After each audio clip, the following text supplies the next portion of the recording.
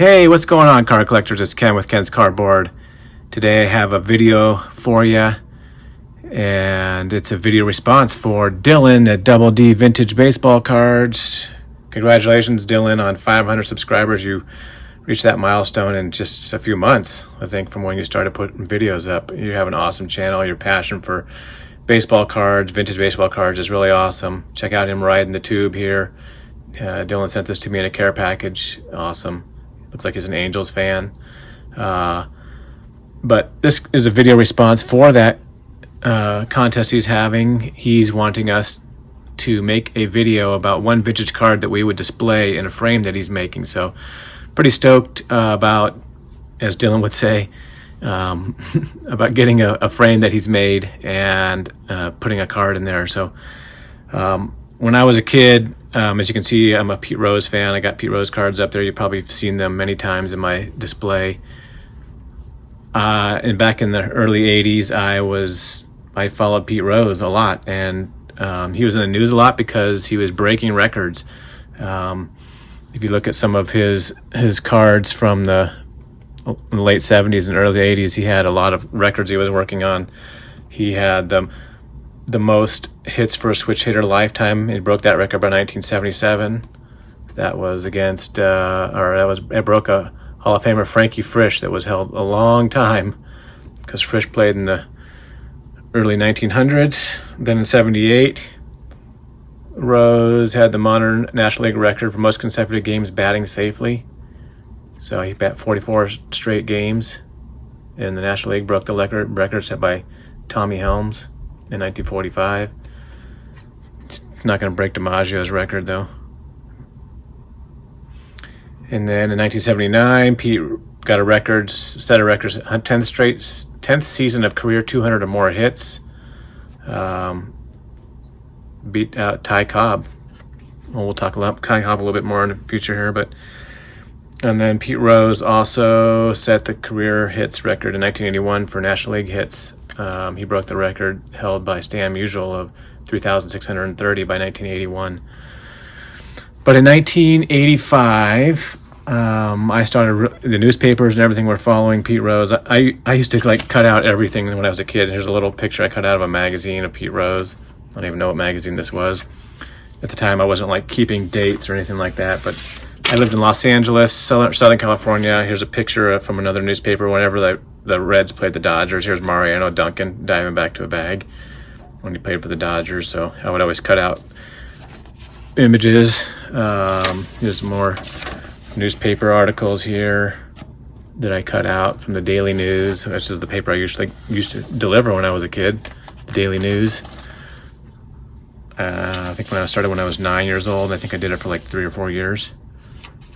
Here's another article here. It wasn't a can of corn for Cobb. These are all pre, him breaking the record. Here's another picture that I cut out of a newspaper. I have no idea when that was from.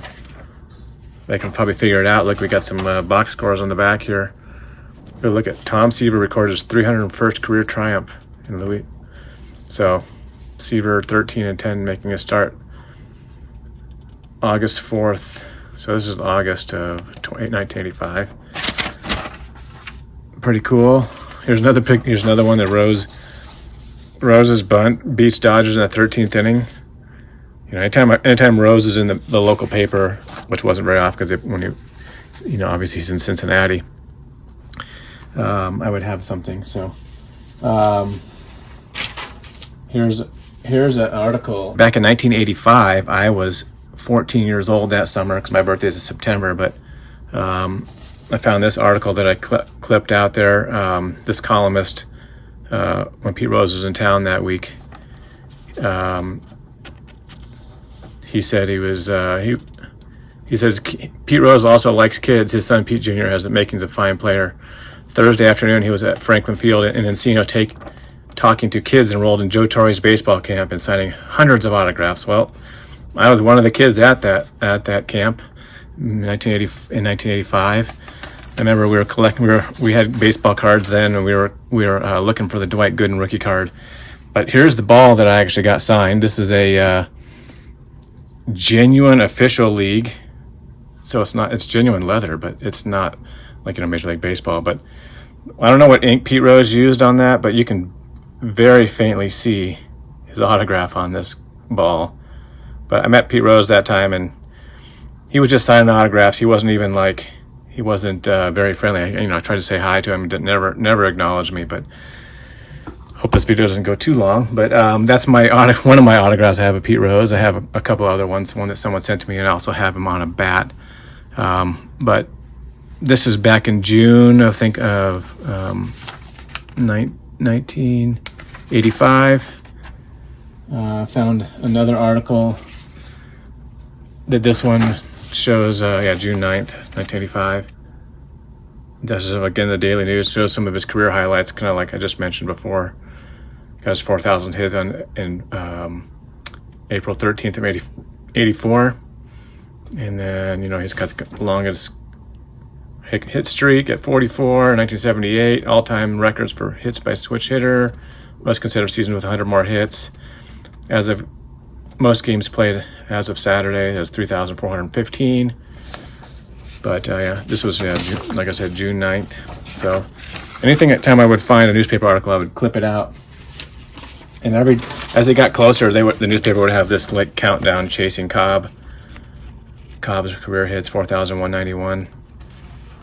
But when Rose started the 1985 season, he was at 4,097 hits, so he was 94 hits short of breaking the record.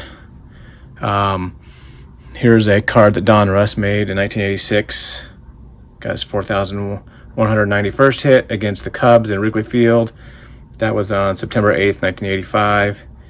And then 4,192 was in Cincinnati. That was against Eric Shaw of the Pirates, and that was on September 11th, 1985. So September 11th seems to be a popular day for things to happen. Not all good, as you know, back in 2001. That August, I have this magazine here from Time, August 19th, about a month before he broke the record. I was just looking through this article. I forgot that there was an actual strike that happened in 1985. It was a 2-day strike in baseball, but I was just kind of like looking at this newspaper. This is when smoking was cool. Maybe it's still cool, but check out this guy. Tennis player smoking his Kent Golden Lights. And then also wanted to show this picture of this car ad. Look at this Mazda B2000 pickup truck. Oh, that thing is sweet. Those are the days. Then here's where the fans kind of won the strike. Real men don't strike, but there was a 2-day strike. I think it was August 6th and 7th. They missed a couple days, but quickly back on the field. And then there was an article in here of Pete Rose. At that time, he was at 4,171 hits. This was, the week of August 19th, and then the dates are as of August 9th. So he was creeping up on that record. But I collected everything of Pete Rose back in the day. But the card I want to talk about right now is the card the card I was looking for. And when I was a kid, I would go to the card shop in San Fernando Valley. I think it was on Van Nuys Boulevard, famous boulevard in Southern California. I can't remember the name of the card shop anymore. I'm not sure if it still exists, but was this Pete Rose 1964 Rookie Cup card. And this is the card, Dylan, that I would put in that frame. But every time I would go to that store, I would try to pick up a Rose card there, and this was the one that I was eyeing. And I can't even remember how much I paid for this card, but I was always familiar with Pete Rose and his haircut, like he has, in his late 70s, early 80s, with that little, I don't know what kind of haircut you call that, but he had the sideburns and stuff. But I always loved looking back at his older cards where he looked so young. The old Reds uniforms, and I wasn't really into vintage cards. I was just into Pete Rose. So these are like literally the only vintage cards I had in my collection back in the early 80s, and this is the card I wanted. Actually, I really want his rookie card, and I still don't have his rookie card, but I do like this. I prefer this card to that one. You know, him at the his own personal card. So Rose in 1963 was the National League Rookie of the Year. It's hard to read the backs of these orange cards from '64, but I don't know what Topps was thinking. But he had 170 hits in 1963 when he was a rookie. Love this card. It's a great image. Love that it has the rookie cup. You know, my version is kind of, you know, off center, left to right. The corners are a little bit dinged up. I'm not sure that it has any creases or not. I haven't taken it out of the screw down in a long time. So, but this Dylan will be the card I will be putting into that display frame if I'm so lucky to win your contest.